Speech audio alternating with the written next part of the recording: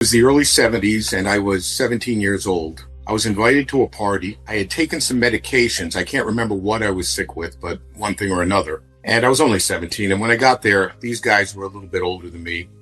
And there were a lot of drinks and things going around.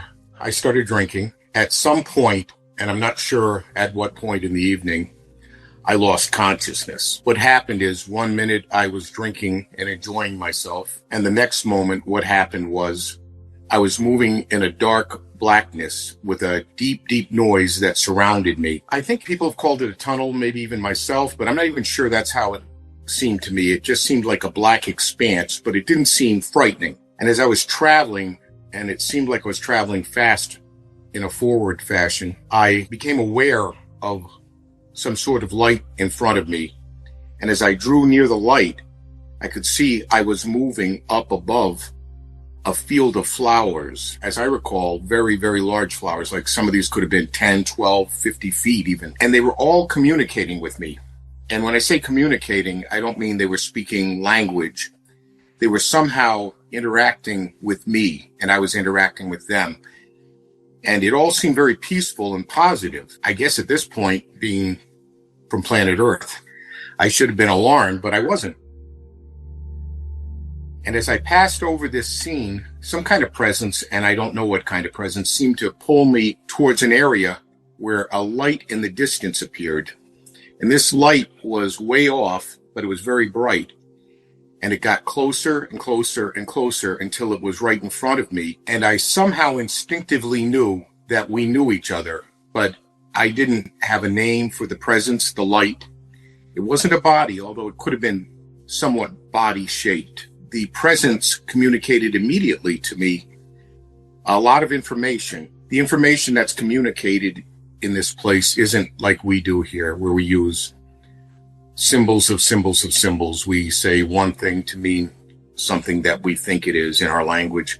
This was instantaneous sort of communication where I could feel and understand what was being said to me before I even could think about it. And because I knew for some reason that all my answers could be answered right now, I asked the one question that had bothered me up to that point, or at least had been working in my mind. And why am I here? What is the meaning of life? And this presence communicated to me a feeling of love. And when I say that, I don't mean a feeling of love as in how I've always felt about it here. You love somebody, you love other people.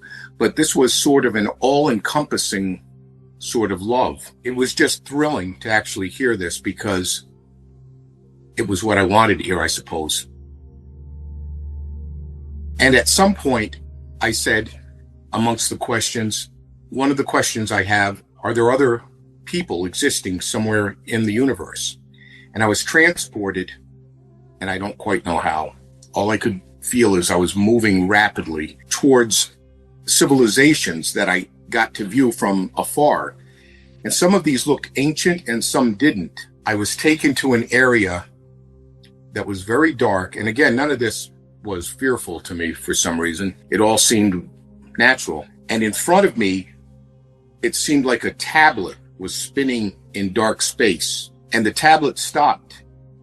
And suddenly I saw the history of the world, which I know sounds crazy, but I did. I saw it from its very beginning to the very end, and it happened in milliseconds, I guess. But somehow I absorbed all of this information rapidly. I understood it. At least then I did. And I understood that I was part of this process in some way. And I began to be worried that they were going to send me back to where I came from. And I somehow communicated that this isn't something I wanted to do.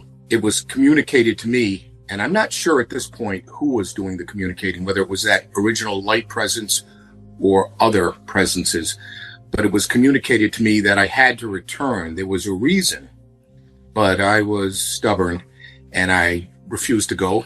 And this is probably the most remarkable part of my experience. I was surrounded by at least thousands of these light beings, and they began to sing the praises of me. It was clear that I had to return.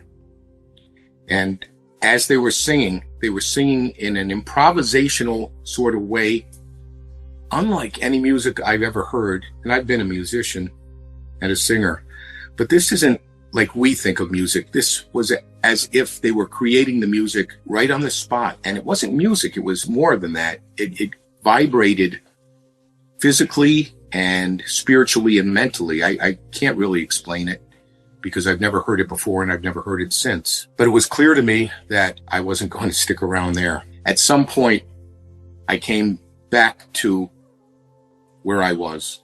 And I was in a bathroom in this apartment with these guys I barely knew, actually. I was looking for a razor blade. And what I wanted to do, I believe I found one if I remember correctly. And what I wanted to do was, and I know this sounds very dark and morbid, but it wasn't for that reason. It was because I thought I have to get back there no matter what. I have to return. And then suddenly a voice said, a really loud and deep voice said, no. And at that exact moment, somebody opened the bathroom door and said, hey guys, he's in here. And that was it.